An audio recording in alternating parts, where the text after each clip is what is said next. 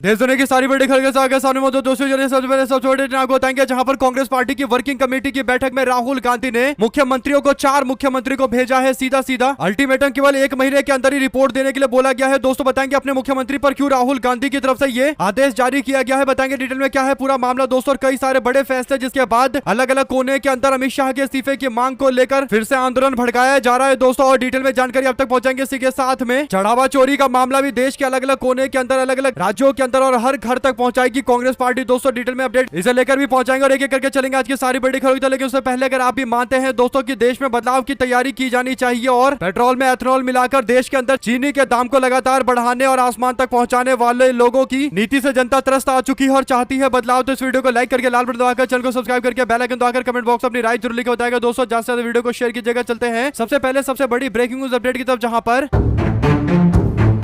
Congress party की सबसे high profile बैठक सीडब्ल्यूसी की बैठक बुलाई जाती है दोस्तों। इस बैठक में कांग्रेस पार्टी की तरफ से इंदिरा भवन के अंदर बैठक का आयोजन किया जाता है दोस्तों। और सीपीपी की चेयरपर्सन सोनिया गांधी के साथ साथ मल्लिकार्जुन खड़गे, राहुल गांधी और प्रियंका गांधी के साथ साथ संगठन के महासचिव केसी वेणुगोपाल मौजूद रहते हैं। सीडब्ल्यूसी की इस बैठक में सारे दिग्गज नेता मौजूद थे दोस्तों। इस दौरान देश के वर्तमान मुद्दे, राजनीतिक मुद्दे और संगठन से जुड़े मामले को लेकर विस्तृत चर्चा की गई है दोस्तों। बड़ी बात यह है कि इस चर्चा के दौरान कई सारे मामले उठाए गए हैं, लेकिन जो सबसे बड़ी बात कही गई है दोस्तों वो ये है कि देश के अंदर कांग्रेस पार्टी एक दो नहीं बल्कि 800 शहर के अंदर छात्रों की गूंज कार्यक्रम करने जा रही है। यानी 22 तारीख को राहुल गांधी पुणे के अंदर मौजूद रहेंगे और इसी तरीके का कांग्रेस पार्टी कार्यक्रम देश के 800 शहरों के अंदर करने वाली है। और नेता प्रतिपक्ष राहुल गांधी कई गांव शहरों के अंदर कार्यक्रम में शामिल होंगे। यानी केवल ऐसा नहीं है कि कार्यक्रम पार्टी के कार्यकर्ता या फिर नॉर्मल लोकल नेता कार्यक्रम करेंगे दोस्तों, बल्कि 800 कार्यक्रमों में राहुल गांधी कई सारे कार्यक्रमों में खुद मौजूद रहेंगे। कहने का मतलब कांग्रेस वर्किंग कमेटी इस पूरे मामले को लेकर एकदम तैयार है कि कोई भी मौका छोड़ना नहीं है और जमकर मुकाबला करना है। ऐसे में दोस्तों उससे सबसे बड़ी बात जो है वो ये कि राहुल गांधी और कांग्रेस पार्टी सीडब्ल्यूसी की तरफ से एक बड़ा आदेश जारी किया गया है। कांग्रेस पार्टी के पूरे देश में 4 मुख्यमंत्री हैं। चारों के चारों मुख्यमंत्री से कहा गया है कि वो अपने राज्य के अंदर जो शिक्षा की व्यवस्था है, जो प्रणाली है परीक्षा की, उसके लेकर सुधार करने के लिए क्या बड़े बदलाव करने जा रहे हैं और क्या उनके पास आगे का विजन है, इस बारे में 1 महीने के अंदर बताइए। 1 महीने का टाइम दिया गया है। पूरा रोड मैप सबके सामने रखिए और बताइए कि किस तरीके से आगे बढ़ना है, कैसे आप शिक्षा में बदलाव कर रहे हैं और किस तरीके की शिक्षा लेकर आ रहे हैं जिससे छात्रों को रोजगार के लिए तैयार किया जा सकता है। और शिक्षा और रोजगार के बीच में सीधा सीधा लिंक होना चाहिए और इसके लिए जरूरी है कि बदलते दुनिया के स्वरूप के हिसाब से भारत के अंदर शिक्षा व्यवस्था के अंदर बदलाव किया जाना चाहिए। और कांग्रेस पार्टी क्योंकि जनजी आंदोलन का समर्थन कर रही है दोस्तों, शिक्षा व्यवस्था और रोजगार से जुड़े मामले को लेकर मजबूती के साथ छात्रों के साथ खड़ी है। लेकिन क्योंकि कांग्रेस पार्टी कई राज्यों के अंदर सरकार चला रही है, तो यह सवाल कांग्रेस से भी पूछा जा सकता है कि आपकी सरकारें क्या कर रही है। तो इस बात का जवाब देना बहुत जरूरी है और राहुल गांधी ने इसीलिए पार्टी के 4 राज्यों की सरकार से कहा है कि आप लोग 1 महीने के अंदर पूरी रिपोर्ट बनाइए और शिक्षा प्रणाली के साथ साथ रोजगार की प्रणाली की व्यवस्था को लेकर आप लोग बदलाव करने के लिए क्या क्या जा रहे हैं। ऐसे में दोस्तों अगर आप भी मानते हैं कि एकदम सही कर रहे हैं राहुल गांधी, अपने मुख्यमंत्रियों के ऊपर दबाव डाल रहे हैं कि वो लोग रिपोर्ट तैयार करें। जब बदलाव एक जगह से होगा तो असर दूसरी जगह पर होगा और केवल वादा करने से काम नहीं होता बल्कि उस पर एक्शन लेते हुए दिखाई देना चाहिए। और राहुल गांधी कांग्रेस पार्टी क्योंकि देश के अंदर छात्रों और शिक्षा व्यवस्था के साथ साथ रोजगार व्यवस्था को लेकर एक सकारात्मक बदलाव की मांग करते हैं, तो पहले अपने राज्यों के अंदर लागू करना पड़ेगा। और राहुल गांधी ने एकदम सही किया, मुख्यमंत्रियों को आदेश जारी किया गया है दोस्तों। इसी के साथ में राम मंदिर में चढ़ावा चोरी के मामले को लेकर कांग्रेस पार्टी ने देश भर के अंदर सभी राज्यों में प्रदर्शन करने का ऐलान किया है। यानी चढ़ावा चोरी का मामला हर घर घर तक पहुंचा देंगे। वहीं पर चीन और अमेरिका के मुद्दे को लेकर सीडब्ल्यूसी ने गहरी चिंता व्यक्त की है। प्रधानमंत्री के द्वारा चीन को क्लीन चिट दिए जाने के मामले, लद्दाख और अरुणाचल प्रदेश के अंदर गंभीर मसला सामने आने को लेकर नाराजगी जताई गई है। और हल्द्वानी के अंदर बीजेपी के लोगों के द्वारा मल्लिकार्जुन खड़गे के भाषण के बाद मंच के शुद्धिकरण के मामले को लेकर पाप और संविधान के खिलाफ बताते हुए नरेंद्र मोदी से माफी की मांग की है दोस्तों। और परिसीमन को लेकर कांग्रेस पार्टी की राय है कि मौजूदा लोकसभा की संख्या 543 है और अगले 25 साल तक ये संख्या सेम होना चाहिए, इसमें कोई बदलाव नहीं होना चाहिए। इस तरीके की संख्या पर ही महिला आरक्षण लागू होना चाहिए। यानी परिसीमन के लिए सीटें बढ़ाने की कोई जरूरत नहीं है। हमने संगठन सृजन अभियान से जुड़ी एक डिटेल प्रोग्रेस रिपोर्ट भी रखी है जिसमें अभियान से जुड़े काम के बारे में डिटेल में जानकारी सीडब्ल्यूसी को दी गई है। तो पूरी तैयारी कांग्रेस पार्टी की बैठक के अंदर देखने को मिली दोस्तों। 2 शब्द जरूर लिखकर बताएगा। चलते हैं एक और बिग न्यूज अपडेट की तरफ, जहां पर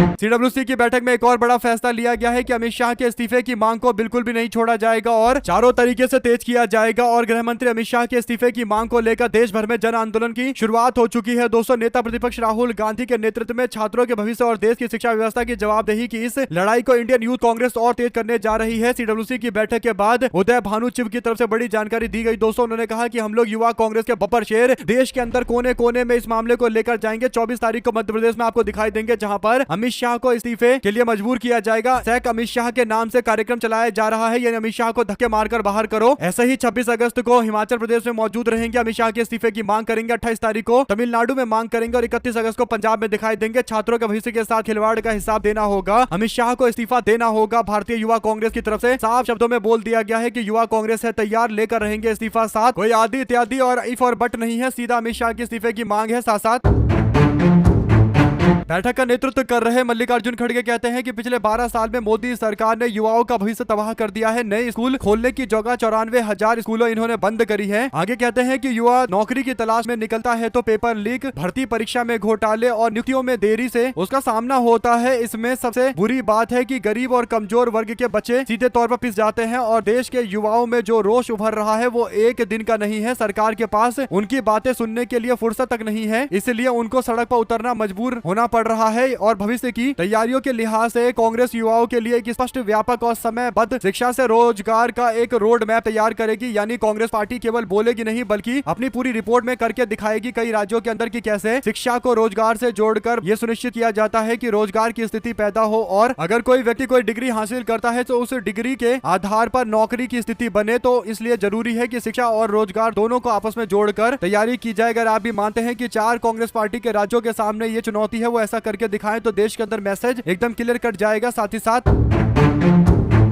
बीजेपी के लोगों से जुड़े भ्रष्टाचार के मामले को लेकर छापेमारी करे बीजेपी सरकार। अखिलेश यादव ने किया हमला। 200 समाजवादी पार्टी के अध्यक्ष अखिलेश यादव ने जेल में बंद वरिष्ठ समाजवादी पार्टी के नेता आजम खान के खिलाफ ईडी की कार्रवाई पर सवाल उठाया। दोस्तों, मांग की कि ईडी भारतीय जनता पार्टी सरकार उसके अधिकारियों से जुड़े कथित भ्रष्टाचार के मामले में छापेमारी करे, क्योंकि आजम खान के यहाँ तो छापेमारी हो गई, 6 जगह 7 जगह पर छापेमारी बीते दिन भी किया गया। अलग अलग मामले को लेकर छापेमारियां चल रही है। दोस्तों, पहले उनके यूनिवर्सिटी जौहर यूनिवर्सिटी को गिराने के तमाम तरीके के षड्यंत्र किए गए, लेकिन जब कोर्ट से स्टे लगा और जब दबाव बना प्रशासन के ऊपर तो पहले ध्वस्तीकरण की कार्रवाई को रोका गया दोस्तों, और फिर अब अलग अलग मामले को लेकर ये छापेमारी वगैरह यानी ईडी को घुसाकर छापेमारी करवाई जा रही है। तो अखिलेश बोलते हैं कि भाजपा के नेताओं और उनके अधिकारियों से जुड़े कथित भ्रष्टाचार के मामले को लेकर कब छापेमारी होगी, वहां तो कुछ ऐसा दिखाई देता नहीं है कि छापेमारी वगैरह हो। सबको पता है दोस्तों की छापेमारी हथियार है जिससे विपक्ष के नेताओं को दबाव में रखा जाता है। और अब क्योंकि उत्तर प्रदेश के चुनाव आने वाले हैं और आजम खान एक वरिष्ठ नेता है दोस्तों, तो आजम खान पर दबाव बनाने की ये रणनीतियां चल रही है। साथ साथ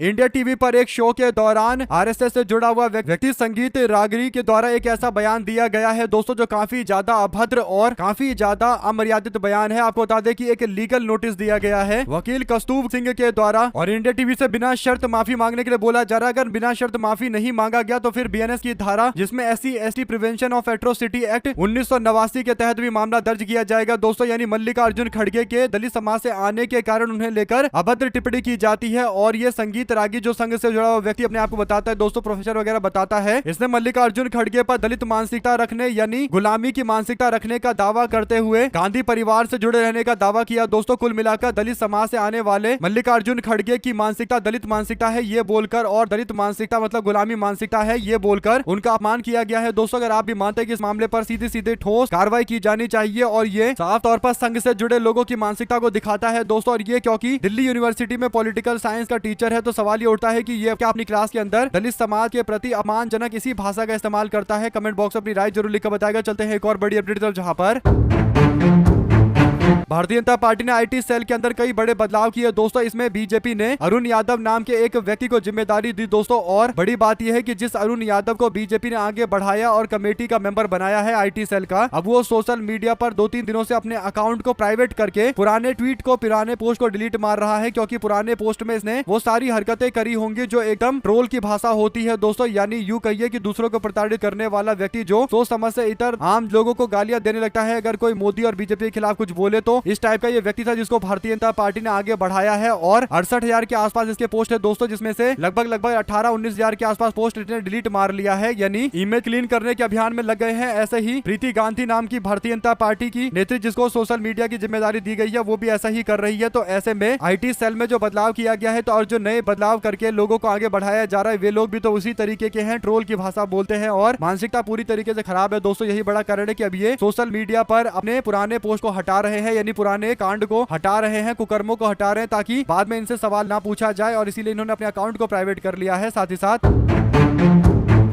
RSS के प्रमुख मोहन भागवत 25 अगस्त से अमेरिका, कनाडा और ब्रिटेन के दौरे पर जाएंगे दोस्तों। इस दौरान वे भारतीय प्रवासी समुदाय से संवाद करेंगे। कांग्रेस पार्टी के सांसद जयराम रमेश ने दावा किया कि कई IIT के डायरेक्टर से अपने पूर्व छात्रों से संपर्क करने को कहा गया है ताकि वे अमेरिका में भागवत से मुलाकात कर सके। ये दौरा प्रवासी भारतीयों से जुड़े स्थानीय संगठन और संस्थानों के निमंत्रण पर आयोजित किया जा रहा है। जयराम रमेश ने कहा कि पूर्व छात्रों की प्रधानमंत्री, मुख्यमंत्री और सांसदों जैसे चुने हुए जनप्रतिनिधियों से मुलाकात करवाना अलग अलग बात है, लेकिन ये RSS के प्रमुख मोहन भागवत कौन होते हैं जिनसे मुलाकात करवाना IIT डायरेक्टर्स को जिम्मेदारी के तौर पर दिया गया है और RSS के संवाद की जिम्मेदारी इन लोगों को दी गई है। RSS के प्रमुख मोहन भागवत कौन से पोस्ट पर है, कौन से सरकारी पोस्ट पर है जो इस तरीके का ट्रीटमेंट, इस तरीके का आयोजन करवाया जा रहा है? बात एकदम सही है दोस्तों। इस पर आप लोग की क्या प्रतिक्रिया है कमेंट बॉक्स में लिखकर जरूर बताएगा। साथ साथ चलते हैं एक और बड़ी अपडेट की तरफ, जिसमें लोग अब सवाल पूछ रहे हैं कि जब कांग्रेस जनता पार्टी का आंदोलन देश के अंदर सफल हुआ, धर्मेंद्र प्रधान के इस्तीफे की मांग की गई, तो उसके बाद धर्मेंद्र प्रधान का इस्तीफा हुआ तो बीजेपी के कुछ लोग इतने ज्यादा भड़क गए दोस्तों की कुछ भी उल्टे सीधे काम करने लगे और सोशल मीडिया इंस्टाग्राम पर एक अकाउंट बनाया गया दोस्तों, रिजर्वेशन हटाओ आंदोलन, जिसमें लगभग 5.7 मिलियन लोगों ने अपना समर्थन दिया। यानी एक तरीके से कहे तो 57 लाख लोग रिजर्वेशन हटाओ आंदोलन से जुड़े दोस्तों। ऐसा लगा कि देश के अंदर कांग्रेस जनता पार्टी के बाद ये एक आंदोलन चालू होगा, लेकिन अब पता चला कि ये तो एकदम फर्जीवाड़ा बातें थी दोस्तों और जितनी तेजी से शुरू हुआ उतनी तेजी से खत्म हो गया। अब कोई जानने वाला भी नहीं है कि ये है कहां आंदोलन, किस तरीके का था ये मामला। अगर आप भी मानते हैं दोस्तों कि दूसरे को देखकर अगर कोई काम करोगे तो जिंदगी में इसी तरीके सफलता नहीं मिलेगी और ये वही था कि कांग्रेस जनता पार्टी ने आंदोलन किया है तो लगे हाथ ये भी माहौल बनाने की कोशिशें कर रहे थे, लेकिन इनकी कोशिशें दूर दूर तक सफल नहीं हो पाई। इस पर आप लोग अपनी राय जरूर लिखकर बताएगा। साथ साथ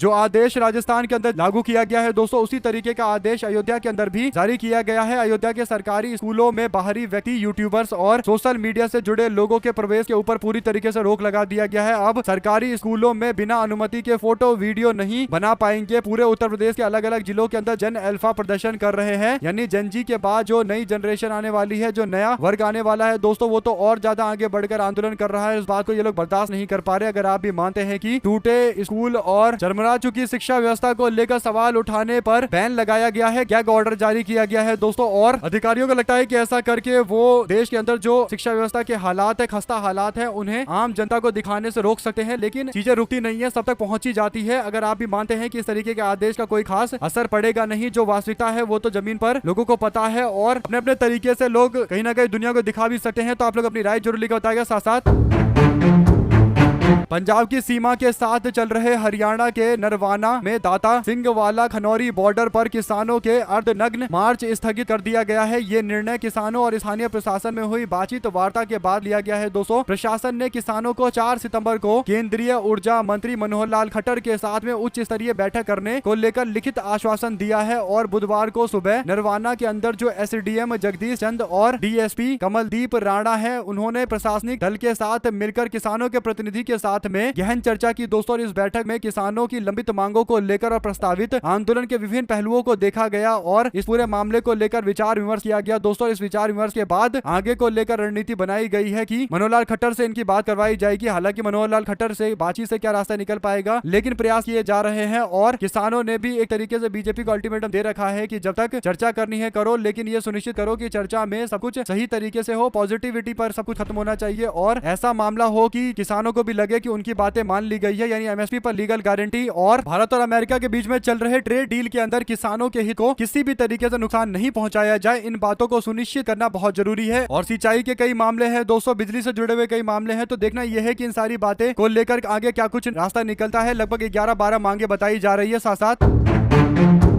राजनीति में वादे बहुत होते हैं लेकिन प्राथमिकताएं अलग होती हैं, यानी कुछ पार्टियों के लिए कुछ मुद्दे सबसे ज्यादा प्राथमिक वाले होते हैं और बाकी मुद्दों को वो केवल आम जनता के बीच में हवाई बातों के लिए रख देते हैं। और ये बड़ा कारण है दोस्तों कि देश के अंदर 2 करोड़ से आसपास रोजगार हर साल देने का वादा और 15-15 लाख रुपए अकाउंट में देने का जो वादा प्रधानमंत्री ने किया था, वो वादा केवल एक जुमला है, क्योंकि वास्तविकता में भारतीय जनता पार्टी के लिए वो बड़े मुद्दे थे नहीं। बीजेपी के लिए सबसे बड़ा मुद्दा था धारा 370 और राम मंदिर, जो बीजेपी ने कर दिया। बाकी मुद्दे जो असली वाले थे, जिनके नाम पर नरेंद्र मोदी को 2014 में सत्ता मिली थी, वे सारे मुद्दे झुठला दिए गए हैं। और आज अगर आप देखेंगे तो सबसे ज्यादा उन्हीं मुद्दों को लेकर बीजेपी वाले बैकफुट पर हैं दोस्तों। चाहे देश के अंदर लोगों के टैक्स कम करने का मामला हो, काला धन लोगों के अकाउंट तक पहुंचाने का मामला हो, या फिर भारत को मैन्युफैक्चरिंग का हब बनाने का मामला हो, या फिर एक ऐसा सिस्टम भारत के अंदर तैयार करने का मामला हो जहां पर दुनिया भर के छात्र भारत के अंदर आए, भारत यूनिवर्सिटियों का एक अड्डा बने जहां पर शिक्षा व्यवस्था सबसे ज्यादा मजबूत हो। और ये सारे वादे किए गए थे 2014 के वादे, और आज की वास्तविकता में जमीन आसमान का अंतर है। और यही बड़ा कारण है कि अब एक पत्रकार ने अखिलेश यादव से सवाल पूछा कि आप तो कई सारे वादे कर रहे हैं, लेकिन आप ये बताइए कि अगर आपकी सरकार बनती है उत्तर प्रदेश के अंदर 2027 के विधानसभा चुनाव में, तो आप क्या कुछ करने जा रहे हैं? 90 दिनों का आपका क्या प्लान है? तो इस पर अखिलेश कहते हैं कि 69,000 शिक्षक भर्ती के जो हमारे अभ्यर्थी हैं उनको न्याय देना सुनिश्चित करेंगे। 90 दिन में ये हमारा सबसे बड़ा काम रहेगा। साथ ही साथ उन्होंने कहा कि 90 दिन के अंदर हम लोग कास्ट सेंसस करके दिखाएंगे, यानी जातीय जनगणना करके दिखाएंगे। यही पीडीए की राजनीति का मूल है। आगे कहते हैं कि हम ये सुनिश्चित करेंगे कि प्रतिनिधित्व मिले और साथ में अधिकार मिले, हिस्सेदारी के साथ न्याय और युवाओं के भविष्य के साथ जवाबदेही तय होनी चाहिए। अखिलेश यादव की राजनीति का ये संकल्प बताता है कि पीडीए केवल चुनावी समीकरण नहीं बल्कि सामाजिक न्याय को शासन की प्राथमिकता बनाना राजनीतिक परियोजना है। और इसीलिए 90 दिनों का जो फॉर्मूला पूछा गया तो अखिलेश यादव ने पत्रकार को सारी बातें बताई है। तो इससे पता चलता है कि माइंड में एक क्लैरिटी होनी चाहिए कि करना क्या है और 90 दिनों का जो प्लान है उसे कैसे लागू करना है। अगर आप भी मानते हैं दोस्तों कि इस तरीके के अच्छे सवाल पूछे जाएंगे तो अखिलेश यादव या फिर कोई भी बड़ा नेता उसको सही एकदम सटीक जवाब देना चाहिए। और बिल्कुल अखिलेश यादव ने एकदम सटीक जवाब दिया है। साथ ही साथ